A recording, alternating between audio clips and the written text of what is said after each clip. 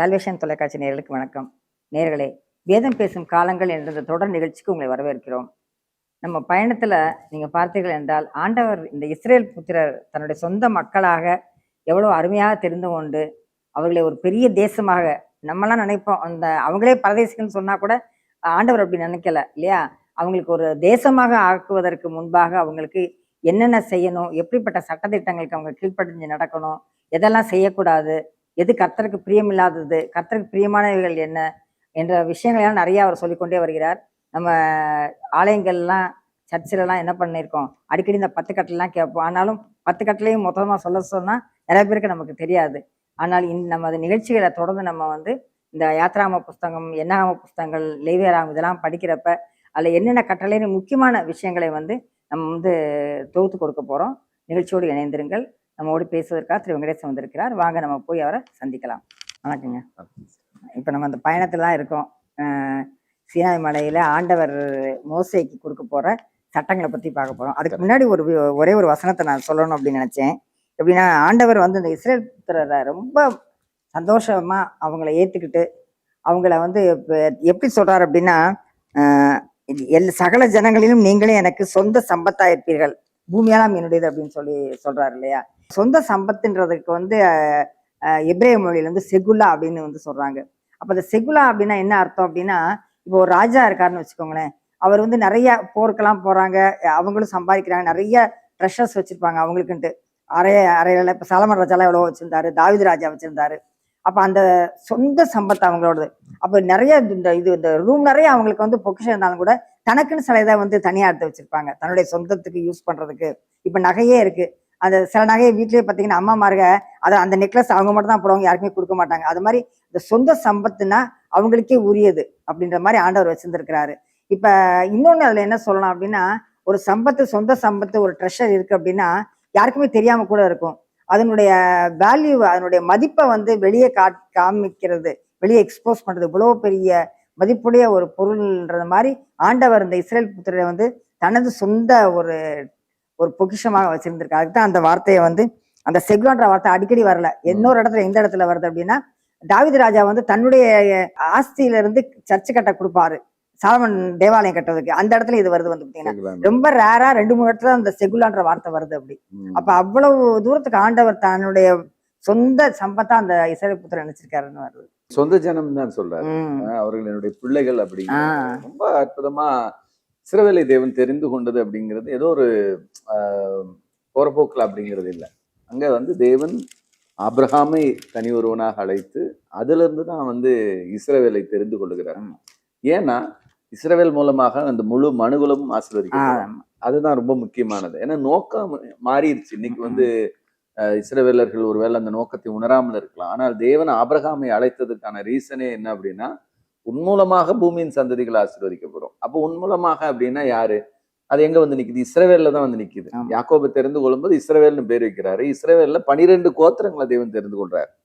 இப்போ ஆபிரகாமை தெரிந்து கொண்ட மாதிரி, ஈசாக்கை தெரிந்து கொண்ட மாதிரி, யாக்கோபை தெரிந்து கொண்ட மாதிரி, தேவன் வந்து யாக்கோபுடைய ஒரு பிள்ளைய, மூத்த குமாரனை தெரிந்து கொண்டிருக்கணும். ரூபனை தான் தெரிந்து கொண்டிருக்கணும். ரூபனுடைய சந்ததிகள் இப்படி கொண்டு வராம பாருங்க, ஒரு தனி மனிதனை அழைச்சிட்டு அதுக்கப்புறம் 3 பிதாக்கள், சபை பிதாக்களை நம்ம பாக்குறோம். அதுல இருந்து கோத்திரமா மாறிடுறாங்க. முற்பிதாக்கள்ல இருந்து அப்படியே டைரக்டா அந்த கோத்திரமா தேவன் வந்து மாத்துறாரு. அது வரைக்கும் தனி நபர்களை தான் தெரிந்து கொள்றாரு. இப்ப யாக்கோபு ஏசா வந்து பார்க்கும்போது 2 இதுல வந்து பாக்குறோம். ஈசாக்கு முடிஞ்சு யாக்கோபு ஏசா, யாக்கோபு தேவன் தெரிந்து கொண்டுட்டு, யாக்கோபை தெரிந்து கொண்டதுக்கு அப்புறம் 12 பேர்த்துல யாரோ ஒருத்தர் தானே தெரிஞ்சு கொண்டிருக்கோம். யூதாவை தெரிஞ்சு கொண்டிருக்கலாம், இல்லைன்னா ரூபனை தெரிஞ்சுக்கலாம், பெரிய பையன் அதனால ரூபனை தெரிஞ்சுக்கலாம், இல்ல லேவி அவனை வந்து நான் ஆசாரியா அதனால அவனை தெரிஞ்சுக்கலாம், இல்ல யூதா தான் ராஜா கோத்திரத்தை சேர்ந்தவன் அதனால அவனை மட்டும் நான் தெரிந்து கொள்றேன், அப்படி எடுத்துக்கல. தேவன் யாக்கோபுக்கு பிறகு 12 கோத்திர பிதாக்களை தேவன் தெரிந்து கொள்றார். அப்ப முற்பிதாக்கள் வேற, கோத்திர பிதாக்கள் வேற அப்படின்னு நம்ம அப்படி கொண்டு வரோம் பாருங்க. ஒரு அற்புதமான பிரிவு இருக்கு பாருங்க. முற்பிதாக்களாலே தேவன் தன்னை அறிமுகப்படுத்தும் போதே நான் ஆபிரகாமின் தேவனும், ஈசாக்கின் தேவனும், யாக்கோபின் தேவனும் ஆகிய உங்களுடைய தேவன் அப்படிங்க, முற்பிதாக்களுடைய தேவன் அப்படிங்கிறார். அதுக்கு பிறகு வரும்போது அவர் கோத்திர பிதாக்களை அடையாளப்படுத்துறார். கோத்திரங்களை தெரிந்து கொண்டு கோத்திரங்கள் வழியாகத்தான் அந்த ஆசீர்வாதம் கடந்து வருது அப்படின்னு 12 கல்ல வைக்க சொல்லுவாரு. 12 எல்லாமே அதுக்கப்புறம் 12ஆ மாறுது. மாறிடுது. ஆமா. அப்போ இதுதான் நாம இதுக்கு பிறகு இந்த 12 எடுத்ததுக்கு பிறகு 12லயும் ஒவ்வொருத்தரை தான் தெரிந்து கொள்ளணும். அப்படி தெரிந்து கொள்ளாம 12க்கு பிறகு எல்லாரையுமே தெரிந்து கொள்ள அந்த முழு சபையும் தேவன் தன்னுடைய ஜனமாக மாத்துறாரு. அப்போ இது தேவனுடைய ஒரு மிகப்பெரிய திட்டத்துக்குள்ள இருக்கக்கூடிய ஒரு செயல்பாடு அப்படின்னு நம்ம பாக்குறோம். அது முழு மனுகுலத்தையும் அந்த முழு இனக்குழுவையும் இஸ்ரவேல் என்கிற அந்த முழு இனக்கூட்டத்தையும் தன்னுடைய சொந்த மக்களாக தேவன் தெரிந்து கொள்ளுகிறார் அப்படிங்கிறத நம்மளால புரிஞ்சுக்க முடியுது. இஸ்ரேல் புத்திரர் மட்டும் வரல, கூட சேர்ந்து எகிப்தியரும் சேர்ந்து வர்றாங்க. ஆண்டவர் வந்து இஸ்ரேல் புத்திரோட மத்தவங்களும் தான் சேர்த்து பெனிஃபிட் அவங்களும் தான் அடையிறாங்க. இல்ல அந்த பெனிஃபிட் அடைஞ்சாலும் அந்த சபைக்குள்ள அவங்க வரணும்னா அவங்க தங்களை வந்து முழுமையா அந்த இஸ்ரவேலுடைய தேவனை ஏற்றுக்கொண்டு கட்டுப்பட்டு அவங்களை இணைச்சுக்கலாங்க. இஸ்ரவேலுடைய குடும்பத்துக்குள்ள அவங்களை இணைச்சுக்கலாம். நீ வந்து யாருமே இஸ்ரவேலனை தவிர வேற யாரும் உள்ள வரக்கூடாது அப்படி சொல்லலாம். அவனும் ஒருவேளை உனக்குள்ள வரணும்னா அவனை இணைச்சுக்கோங்க. அந்த இனத்தோட அவனை இணைப்பதற்கான ப்ரொவிஷனையும் கடவுள் வச்சிருந்தார். அந்த 12 இனம் தான், அது மதம் கிடையாது, இனக்குழு தான் முதல்ல. அந்த இனக்குழுக்குள்ள கூட நீ வந்து வெளியிருந்த ஆட்களை உள்ள எடுத்துக்கலாம் அப்படிங்கிற அளவுக்கு கடவுள் வந்து லிபரலா அந்த இனக்குழுக்கு வச்சிருக்காங்க. நீ வெளியே வந்தவன் அவன் வந்து தன்னை பரிசுத்தப்படுத்திக்கிட்டு தன்னுடைய இஸ்ரவேல் தேவனுக்கு தன்னை ஒப்பு கொடுப்பான்னா அவனை உள்ள எடுத்துக்கோ அப்படிங்கிறார்.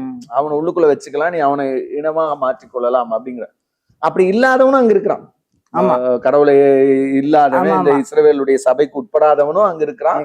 அவன் சுய வழிபாட்டுல இருக்கிறான். அவனுக்கு வந்து இங்க ஒரு பிரச்சனையும் இல்லை, ஆனா இவன் சபைக்கு உட்படாதவனாக இருப்பான் அப்படிங்கிறத வேதம் நமக்கு கற்றுக் கொடுக்குது. இப்ப இங்க ரொம்ப முக்கியமாக தேவன் அந்த சீனாயில வந்து அவர்களை அழைத்து அந்த இடத்துல நீங்க சொன்னது போல அவங்களை சொந்த சம்பத்தாக, அது ரொம்ப அற்புதமான ஒரு வார்த்தை சம்பத் அப்படிங்கிறது. சம்பத்னா என்னோட பொக்கிஷம், என்னோட விலையேற பெற்றதுதான் சம்பத். இப்ப என்னோட சம்பத்தா இருக்க அப்படின்னா அது வந்து சாதாரணமான வார்த்தை கிடையாது. ஒரு மனிதன் தன் வாழ்நாளிலே எதையெல்லாம் சேர்த்து வைக்கிறானோ அதுதான் வந்து அவனுக்கு வந்து சம்பத்துன்னு நம்ம சொல்லுவோம். அது மாதிரி ஆண்டவர் சொல்ல இவங்களுக்கு சொந்த சம்பத்துன்னு அந்த வார்த்தையை நீங்க பயன்படுத்துனீங்க. அது ஒரு ப்ரெஷியஸ், விலை மதிப்பற்றது, விலை மதிப்பற்ற ஒன்றைதான் வந்து சம்பத்து அப்படின்னு சொல்றோம். அந்த மாதிரி தான் இஸ்ரவேலர்களை தேவன் கண்டார் முதல்ல. ஏன்னா அவர் உடன்படிக்கையின் ஜனங்களாக கண்டார். எப்ப தேவனோடு அவர்கள் உடன்படிக்கை செஞ்சுக்கிட்டாங்களோ அப்பவே அவங்க வந்து தன்னுடைய பிள்ளைகளா மாறிட்டாங்க. அப்ப நான் ஏற்கனவே கடந்த நிகழ்ச்சியில சொன்னது போல அவங்களை அப்படியே விட்டுறாம, ஒரு நாடோடி கூட்டமா நம்ம விட்டுறாம, அவங்களுக்குன்னு ஒரு தேசத்தை, அவர்களுக்குன்னு சில கட்டளைகளை தேவன் கொடுக்கும்போது அங்கதான் இந்த சீனாய் வந்து ரொம்ப முக்கிய இடத்தை பிடிக்கிறது. இந்த மிக குறிப்பாக இந்த 10 கற்பனைகள் நம்ம தமிழ்ல சொல்லுவோம், 10 கட்டளைகள்னு சொல்லுவோம். எபிரேயத்துல அதுக்கு வந்து அப்படி பெயர் கிடையாது. பொதுவா எபிரேயம் எப்படி சொல்றதுன்னா அசரெட் ஹா திப்ரோட் அப்படின்றது அதோட பேர். இந்த 10 கற்பனைகளுக்கான பேர் வந்து அசரெட் ஹா திபோட் அப்படின்னா என்ன அர்த்தம்னா 10 வார்த்தைகள் தான். கட்டளைகள் அப்படிங்கிறதுல 10 வார்த்தைகள் தேவனுடைய வாயிலிருந்து புறப்பட்டவைகள் அப்படிங்கிறது தான் ரொம்ப முக்கியமானது. அந்த முதல் வசனத்துல கூட அப்படிதான் இருக்கு பாருங்க, தேவன் பேசி சொல்லிய சகல வார்த்தைகள். இதுதான் அந்த அசரெத் ஹா திபோட் அப்படின்றதுக்கு வேர்டு வந்து அர்த்தம் வந்து 10 வார்த்தைகள் அப்படிங்கிறதுதான். கடவுள் சொன்ன 10 வார்த்தைகள் அப்படிங்கிறது. இது உலகத்திலேயே ரொம்ப அற்புதமாக வேதாகமத்திலேயே வந்து பாத்தீங்கன்னா இயேசு கிறிஸ்து மனிதனாக வந்த பிறகு உலகத்துல மனிதர்களோடு பேசினார். கடவுள் பழைய ஏற்பாட்டிலும் பல நபர்களோடு பேசி இருக்கிறார். பல நபர்கள் கடவுள் பேசினதை கேட்டுக்கொண்டு நம்ம சொல்லியிருக்கிறாங்க. ஆனால் தேவன் மனிதர்களுக்காக நேரடியாக பேசி கொடுத்த அந்த 10 வார்த்தைகள் அப்படிங்கிறது உயர்ந்த இடத்தை பிடிக்கிறது. இந்த 10 கற்பனைகள், இந்த 10 கற்பனைகள் அப்படிங்கிறது ரொம்ப அற்புதமானது. இன்றைக்கும் உலகத்துல நீங்க வந்து பாத்தீங்கன்னா இந்த கற்பனைகளை கரெக்டா கடைபிடிச்சாலே ஒரு தேசம் ரொம்ப அற்புதமான ஒரு தேசமா இருக்கும். 10 கற்பனைகள் அப்படிப்பட்ட ஒரு கற்பனைகள். நீங்க சொன்னது மாதிரி பொதுவா நம்ம வந்து ஓடுற ஓட்டத்துல பைபிளை படிக்கிறப்ப 10 கட்டளை ஆண்டவர் எழுதி கொடுத்தாருன்றதோட நம்ம நினைச்சிருவோம் நம்ம. ஆனா தேவன் பேசி அவர் இந்த 10 கற்பனைகளை மட்டும் அவரே பேசி இருக்கிறாரு அந்த என்டையர் கூட்டத்துக்கும் அவ்வளவு சத்தமா. இதுல ஒரு சிம்பிள்ல வந்து நான் உங்களுக்கு இன்னொரு இதுலயும் கூட சொல்லலாம். இது வந்து ஒரு ஹரிசாண்டல் கோடும் ஒரு வெர்டிக்கல் கோடும் இதுல இருக்கு அப்படின்னு சொல்லுவாங்க. ஹரிசாண்டலான கோடு அப்படின்னா ஹரிசாண்டலான வார்த்தைகள். உதாரணத்துக்கு இத வந்து வெர்டிக்கலா பாத்தீங்கன்னா தேவனையும் மனிதனையும் இணைக்கக்கூடியது. அதுக்குதான் முதல் 4 கட்டளைகளும் தேவனுக்கும் மனிதனுக்குமானது வெர்டிக்கல் கோடு. ஹரிசாண்டலா இருக்கிற கோடுகள் வந்து பாத்தீங்கன்னா 6 கோடுகள். அதாவது 5வது கட்டளையில இருந்து 10வது கட்டளை வரைக்கும் மனிதர்களுக்கும் மனிதர்களுக்குமான கட்டளை, உறவுகள். அப்ப வந்து முதல்ல 4 கட்டளைகளையும் நம்ம ரொம்ப அற்புதமான கட்டளைகள் நம்ம பார்க்கலாம். அப்ப முதலாவது வேதத்துல வந்து கொடுக்கப்பட்ட அந்த கடவுள் கொடுத்த வார்த்தைகளே முதல் வார்த்தை என்னையன்றி வேற தேவர்கள் இல்லை, அதை நான் தான் கடவுள், என்னை தவிர வேற கடவுள் கிடையாது. நான் தான் கடவுள் போது நான் யார் அப்படின்னா நான் தான் சிருஷ்டிகர்த்தர், படைத்தவரை தவிர வேற எதுவும் கடவுள் கிடையாது அப்படிங்கிறத கடவுள் முதல் வார்த்தையாகவே இஸ்ரவேலுக்கு தேவன் அதை உடன்படிக்கையாக கொடுக்கிறார் அப்படிங்கிறத பாக்குறோம். படைப்பாளனை தவிர வேறு கடவுள்கள் கிடையாது, என்னை அன்றி உங்களுக்கு வேற தேவர்கள் கிடையாது அப்படிங்கிறத தேவன் தெளிவுபடுத்துறார். நான் தான் உலகத்தை உண்டாக்கினவர், சர்வ சிருஷ்டிகளுடைய கடவுள். அதை வந்து மோசேக்கு வெளிப்படுத்தும் போது அவருடைய நாமத்தை யாஹ்வே அப்படிங்கிறத வெளிப்படுத்துறாரு. கர்த்தர் அப்படின்னு நம்ம தமிழ்ல சொல்றோம்ல, அவர் என்னை அன்றி உங்களுக்கு வேற தேவர்கள் கிடையாது, நான் தான் கடவுள், என்னை தவிர வேற கடவுள் இல்லை. அது முதல்ல தேவன் கொடுத்திருக்கிற வார்த்தை. அதை நம்ம முதல்ல உணர்ந்து கொள்ளணும். ஏன்னா வேதம் ஒரு தேவனுடைய பிள்ளைகளுக்கு கொடுக்கக்கூடிய வார்த்தை எந்த சூழ்நிலையிலும் கடவுளை தவிர வேற யாரும் கிடையாது கடவுள். ஏன்னா சகல விதமான மக்கள் இருக்காங்க, இவங்களே வந்து பல தெய்வங்களை வழிபட்டவங்க தான். அதனாலதான் சொன்னாரு நான் தான் கடவுள், யாரும் தெரியணும், நான் தான் கடவுள், என்னை தவிர வேறு கடவுள் இல்லை அப்படிங்கறத தேவன் ஃபர்ஸ்ட் தெளிவுபடுத்தாரு. நான் தான் மெய்யான தேவன், என்னை தவிர வேற கடவுள் இல்லை. இது சொன்னதுக்கு அப்புறமா அதோட நிறுத்தல. ஏன்னா ஒரு பொதுவாகவே மனிதன் இந்த உலகத்துல இருக்கக்கூடிய நாட்கள் தொடங்கி ஆதி காலத்துல இருந்தே வந்து பாத்தீங்கன்னா மனிதனுக்கு எதையெல்லாம் பார்த்து அவன் பயந்தானோ அதெல்லாம் அவனுக்கு கடவுளா மாறிடும். காத்த பார்த்து பயந்தானா காத்த கடவுளா வணங்குவான். ஒருவேளை ஒரு சூரியனை பார்த்து பயந்தானா சூரியனை கடவுளா வணங்குவான். ஒரு புயல் வந்துச்சு அப்படின்னா பயப்படுவான், வெள்ளம் வந்துச்சுன்னா பயப்படுவான். அப்ப எதெல்லாம் பயப்படுறானோ அதெல்லாம் அவனுக்கு கடவுளா மாறிடும். ஒரு மனிதன்கிட்ட பயப்பட்டா கூட அவனை கடவுளா மாத்திடுவாங்க. அப்ப அந்த அளவுக்கு மனிதன் எதை பார்த்தாலும் அது கடவுளாக மாற்றுகிற ஒரு அனுபவம் மனிதனுக்குள்ள இருக்கு. ரெண்டாவது, ஏதாவது ஒரு அடையாளத்தை உண்டு பண்ணிட்டு அந்த அடையாளத்தை பார்க்கும்போது கூட அதை கடவுளா நினைக்கக்கூடிய இது வந்து மனித இயல்பாகவே இருந்துகிட்டு இருந்திருக்கு அப்படிங்கறத நம்ம பாக்குறோம். பொதுவாகவே இது இஸ்ரவேலர்களுக்கும் இருந்திருக்கு. பிற்காலத்துல ஒண்ணுமில்ல, ஆண்டவர் சொன்னாரு ஒரு வெங்கல சர்பத்து உயர்த்து சொன்னாரு, அதை வணங்க ஆரம்பிச்சிருந்திருக்கிறான். அப்போ யோசிச்சு பாருங்க, கடவுள் ஒரு பிரவேசனம் உண்டு பண்ணியிருந்தா அதை கூட வணங்குகிற ஒரு மக்களாகத்தான் இவர்கள் வாழ்ந்திருக்காங்கன்னா ஒரு இயல்பு மனிதனுக்குள்ளாக இருக்கக்கூடிய அந்த பாவ இயல்பு என்ன பண்ணுதுன்னா கடவுளுக்கு இணையாக மனிதனை ஏதாவது ஒரு பகுதியில கொண்டு போய் இணைக்கிறது, ஏதோ ஒரு இடத்துல வந்து அவனை வந்து என்ன செய்யறது, மாற்றி விடுகிறது அப்படிங்கிறது மனித இயல்புல பாவ இயல்புல இருந்துகிட்டு இருக்கு. அவனுடைய வீழ்ந்து போன அந்த மனித இயல்புல வந்து அது வந்து இருந்துகிட்டு இருக்கு அப்படிங்கிறத பாக்குறோம். அப்போ தொடர்ச்சியாக கடவுள் வந்து அங்க என்ன வார்த்தை கடைசிக்கு சிலுவையாவது வச்சு வணங்கணும் அப்படின்னு நினைச்சிடறான். நான் ஏற்கனவே ஒரு நிகழ்ச்சியோட சொன்னேன், எங்க வீட்டுல வந்து வேலை பார்க்குற அந்த அம்மா வந்து அவங்களாம் வாலண்டியரா சர்ச்சுக்கு போறேன்னு கேட்டாங்க. சரி கூட்டிட்டு போனேன். அவங்க வந்து வந்த பிறகு நான் இனிமே வரலாமா, ஒண்ணுமே இல்லை, எப்படி உட்காந்து என்ன செய்றாங்க நீங்க, எங்க இருக்காரு கடவுளை, எங்கே கும்பிடுறாங்க நீங்க அப்படின்னு. ஏன்னா அவங்க எல்லாம் அதுக்கு பழக்கப்படுத்துறவங்க. ஆர்சி சர்ச்சுக்கு வர்றதுக்கு அவங்க ரெடியா இருக்காங்க. அவங்க வந்து ஏன்னா அங்க மாதாவோட சிலை இருக்குதுன்னு சொல்லிட்டு ஏதோ ஒரு சிலை இருக்கு, ஏதோ ஒரு சிலையாவது வச்சிருக்காங்க, ஒரு தேவதூதரோட சிலை வச்சிடறாங்க, யாரோ ஒருத்தரோட சிலை அங்க இருக்கு அப்படிங்கிற ஒரு நம்பிக்கை அவங்களுக்கு இருக்கு. ஆனா வேதம் தெளிவுபடுத்து ரெண்டாவது கட்டளையே அழகா ஆண்டவர் சொல்றாரு, மேலே வானத்திலும் கீழே பூமியிலும் கீழ் தண்ணீரிலும் உண்டாயிருக்கிறவர்களுக்கு ஒப்பான ஒரு சுரூபத்தை ஆயிலும் யாதொரு விக்கிரத்தை ஆயிலும் நீ உனக்கு உண்டாக்க வேண்டாம் அப்படின்னு தெளிவுபடுத்துற. அதாவது கடவுள்னு பாவிச்சு நீ எதையும் உருவாக்கி கூடாது அப்படிங்கிறது ரொம்ப முக்கியமானது. நீ அவைகளை நமஸ்கரிக்கவும் சேவிக்கவும் வேண்டாம் அப்படின்னு. அப்ப இங்க ஒரு கேள்வி நமக்கு வரும். அப்ப இயேசுநாதரை போல சில உருவங்களோ சில படங்களோ வைக்கப்படுது. அப்ப இயேசுநாதர் கடவுள்ன்றீங்க. முதல்ல வந்து நான் என்னையன்று வேற கடவுள் வேண்டாம் அப்படின்னு சொல்லும் போது இயேசுநாதர் எப்படி கடவுள் ஆகுறாரு அப்படிங்கிற ஒரு கேள்வி வருது. இயேசு கிறிஸ்து இந்த பூமிக்கு மனிதனாக வந்தார்ல, அப்போ கடவுள் இந்த பூமிக்கு மனிதனாக வந்துட்டாருன்னா அப்ப கடவுள் இந்த பூமியை பார்க்கலையா அப்படிங்கிற ஒரு கேள்வி வந்துருது. ரெண்டாவது வந்து இயேசுநாதர் கடவுள் அப்படின்னா அவருடைய மகன்னு சொல்றீங்க, அப்ப அவர் எப்படி கடவுளாக முடியும், அப்ப அப்பா தானே கடவுள் அப்படிங்கிற, என்னையன்று வேற தேவர்கள் இல்லைன்னு சொல்லியிருக்கீங்க, இப்படியும் ஒரு கேள்வி வருது. மூணாவது என்னன்னா, இப்ப இயேசுநாதர் உருவத்தை வைக்கிறாங்க அல்லது சிலைய வைக்கிறாங்களே, அதாவது சிலுவையை வைக்கிறாங்களே, அப்ப அதெல்லாம் வந்து நீங்க எப்படி பாக்குறீங்க அப்படிங்கிற ஒரு கேள்வி நமக்குள்ள வருது. இதுல ஒரு தெளிவு நமக்கு ரொம்ப வேணும். ஏன்னா இந்த விஷயத்துக்குள்ள ஒரு தெளிவு நமக்கு இல்லை அப்படின்னா நம்ம கண்டிப்பா விழுந்து போயிருவோம் அப்படிங்கிறது ரொம்ப முக்கியம். இப்ப இயேசு கிறிஸ்து யார் அப்படிங்கறத முதல்ல தெரிந்து கொள்ள வேண்டும். அதாவது கடவுளுடைய வார்த்தையானவர் இந்த பூமிக்கு மனிதரானார் அப்படின்னு பைபிள் தெளிவுபடுத்துது. வார்த்தை, கடவுள் தன்னை எப்படி வெளிப்படுத்துகிறார்னா, கடவுள் தன்னை தம்முடைய வார்த்தையாக ஆவியாக தன்னை வெளிப்படுத்துகிறார். அப்ப வார்த்தையாகிய திரியேக கடவுளுடைய அந்த வார்த்தை தான் அந்த பூமிக்கு மனிதனாக வந்தார். அப்ப கடவுளிடத்துல இருந்து வந்தவர் தான், கடவுளுடைய வார்த்தை தான் இயேசு கிறிஸ்து அப்படிங்கிறது. அப்போ அவர் மகன் எப்படி நம்ம குறிப்பிடுறோம் அப்படின்னா, அவரிடத்திலிருந்து வந்தவர், அங்கிருந்து வந்ததுனால அவரை மகன் நமக்கு புரியணும் இல்லையா? ஆமா. அதுக்காக நம்ம உறவு, தந்தை மகன் அப்படிங்கிற உறவை குறிப்பிடுறோமே ஒழிய, அங்க உண்மையான இது என்னன்னா, ஒரே ஆழத்துவம், கடவுளுடைய அந்த ஆழத்துவத்திலிருந்து புறப்பட்டு வந்தவர். 3 நிலைகள்ல கடவுள் தன்னை வெளிப்படுத்த நம்ம பார்க்கிறோம். ஆமா. கடவுள், அவருடைய வார்த்தை, அவருடைய ஆவி. இந்த 3 நிலைப்பாடுகளை தேவன் தன்னை 3 பர்சனாலிட்டியாக, 3 நபர்களாக தேவன் பைபிள்ல தன்னை வெளிப்படுத்தி இருக்கிறார். பழைய ஏற்பாட்டிலேயே இப்ப என்னையன்றிங்கிற இடத்துல அந்த 3 நபர்களும் இருக்கிறார்.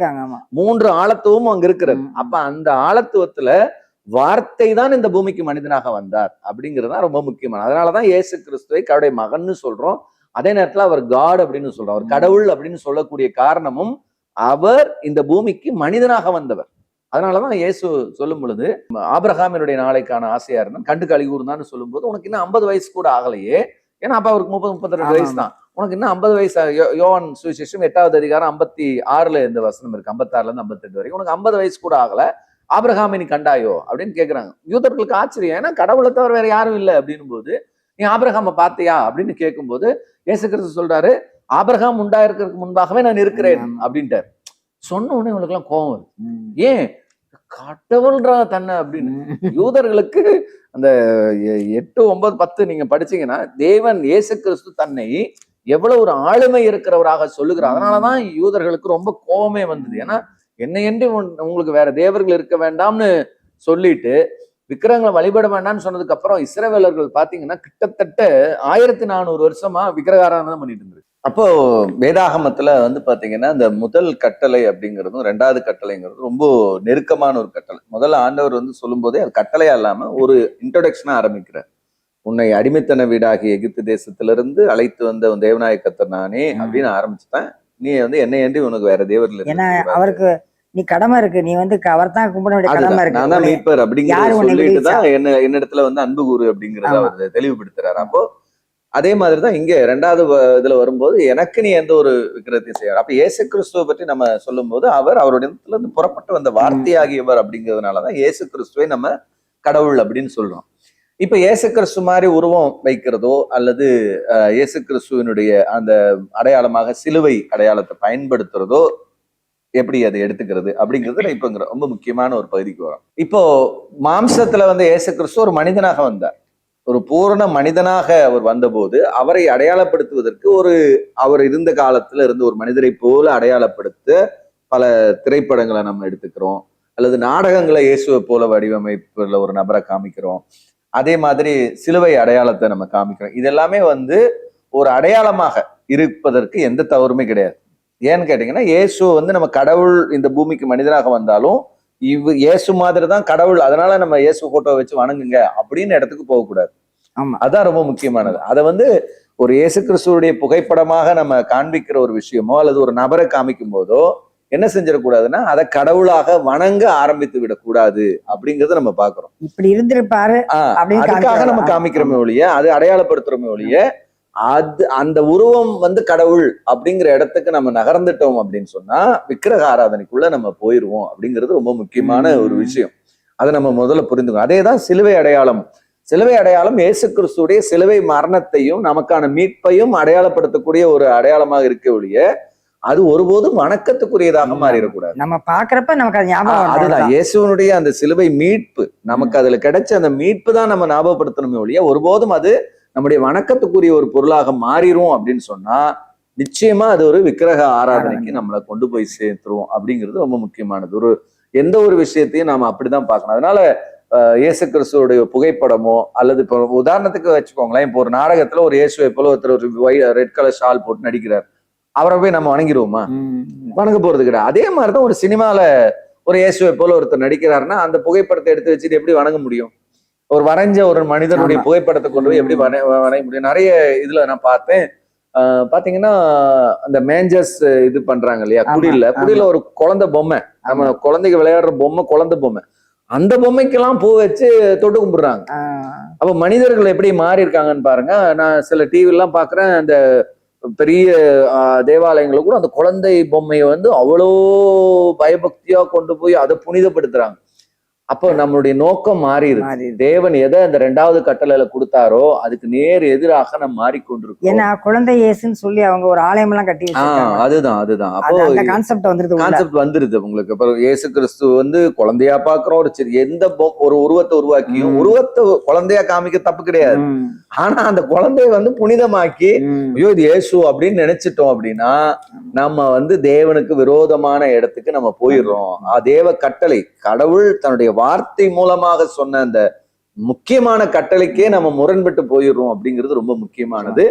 அதை வைக்கலாமானா வைக்கலாம், அதுல மாற்று கருத்து இல்லை. இப்ப வந்து அதை வந்து கடவுளா நினைச்சு வைக்கல. பூமியில இயேசு ஒரு மனித குழந்தையாக பிறந்த போது அவர் எப்படி இருந்திருக்கலாம், அவருடைய தாய் மடியில் எப்படி இருந்திருப்பாரு, அல்லது வளர்ந்து வரும்போது எப்படி ஒரு பையனா இருந்திருப்பாரு, அவர் இயேசு கிறிஸ்துவோடைய 30 வயதுல அவர் எப்படி இருந்திருப்பாரு, அவர் சிலுவையில் அறையப்படும் போது எவ்வளவு அந்தக்கேடு அடைந்தாரு, இதெல்லாம் நம்ம வந்து விஷுவலைஸ் பண்றோம்.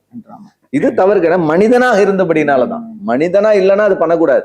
கடவுள் நிறைய பேர் என்ன பண்றாங்கன்னா, இதுவும் ரொம்ப ஒரு விதமான வேடிக்கையான ஒரு விஷயம் நான் பார்த்தது என்னன்னா, கீழே இயேசு கிறிஸ்து இருப்பார், மேல ஒரு பெரிய தாடி வச்சு ஒரு புத்தர் உட்கார்ந்து இருப்பார் சீட்ல.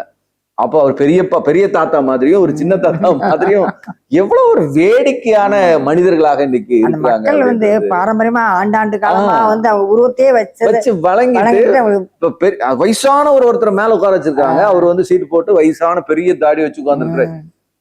இதுல பரிசுத்தாவியானருக்கும் கூட இப்ப ஒரு தாத்தா மாதிரி உட்கார வச்சிருக்காங்க. இதெல்லாம் எவ்வளவு ஒரு வேடிக்கையான ஒரு விஷயம் பாருங்க. அதாவது எதை கடவுள் தப்புன்னு சொன்னாரோ அதை திருப்பி நம்ம செய்யறோம். முதல்ல தேவன் மனித குலத்துக்கு நேரடியா தன்னுடைய வார்த்தை மூலமாக இஸ்ரவேலை தெரிந்து கொண்டு சொன்ன வார்த்தையே, என்ன தவிர வேற கடவுள் இல்ல, என்ன மாதிரி உருவத்தை நீ யாருக்கு கொடுத்துற, நான் கடவுள் நினைச்சேன்னா என்னோட உருவத்துல நீ உன்னை வணங்காத அப்படின்னு அவர் சொல்லிட்டார். சொன்னதுக்கு அப்புறமா அதே விஷயத்த இன்னைக்கு அதே திருச்சபை, இயேசுனுடைய திருச்சபை நாம செஞ்சோம்னா நம்ம எவ்வளவு ஒரு தவறான இடத்துல இருக்கிறோம் அப்படிங்கறத நம்ம புரிஞ்சுக்கணும். இதுக்கும் இஸ்ரவேலர்களுடைய வனாந்தரத்துல செய்த கன்றுக்குட்டிக்கு என்ன வித்தியாசம்? ஒன்னும் வித்தியாசமே கிடையாது. அதுவும் அவங்க என்ன சொன்னாங்க, இதுதான் யெகோவா, இதுதான் என்ன எகிப்துல இருந்து கொண்டு வந்தது, யெகோவாவுக்கு பண்டிகை, அதே வார்த்தைகள் யெகோவாவுக்கு பண்டிகைன்னு சொல்லி ஒரு கண்ணுக்குட்டி உருவாக்கி அதை ஆராதிச்சதுக்கும், இன்னைக்கு இயேசுங்கிற பெயர்ல நாம வந்து விக்கிரக ஆராதனையை செய்யறதுக்கும் சிலுவையை வணங்குறதுக்கும் என்ன வித்தியாசம் இருக்கிறது? அப்ப யோசிச்சு பாருங்க, நம்ம எவ்வளவு தவறான ஒரு இடத்துக்கு போறோம். தேவ கட்டளைக்கு விரோதமாக நம்ம செயல்படுறோம் அப்படிங்கிறத பாக்குறோம். அது ஒருபோதும் என்ன செஞ்சிடக்கூடாது. தேவனுடைய பிள்ளைகள் அப்படிப்பட்ட தவறான ஒரு இடத்துக்கு நம்ம போயிடக்கூடாது அப்படின்னு தான் வேதம் நமக்கு கற்றுக் கொடுக்கிறது. அது இந்த முக்கியமாக தேவ கட்டளைகள்ல, இந்த பிரயாணத்துல, இந்த வனாந்திரத்துல தேவன் தன்னுடைய பிள்ளைகளுக்கு கற்றுக் கொடுக்கிற ஒரு அற்புதமான செய்தியா இருக்கு. நேர்களே, 10 கட்டளைகள், அதாவது தேவன் பேசிய 10 வார்த்தைகள் என்பது நம்ம அப்படி பாரம்பரியமா அப்படியே மனப்பாடமா சொல்லி சர்ச்செல்லாம் பேசி அதை வந்து ரொம்ப நம்ம நீர்த்து போக வச்சிட்டோம். அதனால அந்த 10 கட்டளைகளுக்குள்ள உள்ள உண்மையான விஷயங்களை, ஆண்டவர் எதற்காக அதை கொடுத்தாரோ அந்த நோக்கத்தை வந்து நம்ம இந்த காலத்தில் நம்ம வந்து அறிந்து கொள்வது மிக முக்கியமானதாகும். எனவே வேதம் பேசும் காலங்கள் என்பது அந்த காலத்தோடு அந்த காலத்தில் நடந்த நிகழ்வுகளை, அதன் முக்கியத்துவத்தை பற்றி பேசுகிறது என்பது உங்களுக்கு எல்லாத்துக்குமே தெரியும். எனவே நிகழ்ச்சியோடு இணைந்திருங்கள். மீண்டும் சந்திக்கும் வரை நன்றி, வணக்கம். ஒருத்தர் வர்றது கடவுள் சித்தமா இருந்தா இன்னொருத்தர் வர்றது கடவுள் சித்தம் இல்லைன்னு ஆயிருமா அப்படின்றது ரொம்ப முக்கியமானது. அப்படி கிடையாது. ஒரு ஹியூமன் பீயிங்கா, ஒரு பெற்றோரை, ஒரு பெரியவங்களை, அவங்கள நம்ம மதிச்சு, அவங்கள போஷிச்சு, அவங்கள நடத்தணும் அப்படிங்கறதுல பைபிள் வந்து நமக்கு தெளிவுபடுத்துது. ஆண்டவரே வந்து he ceased to work on that day அப்படின்ற மாதிரி அவர் அனுப்பல. ஆண்டவர் அனுப்புனா ஆண்டவரை ஒர்க் பண்ண சொல்லலை, எந்த ஒரு அந்த மன வர சொல்லலை அவர் வந்து.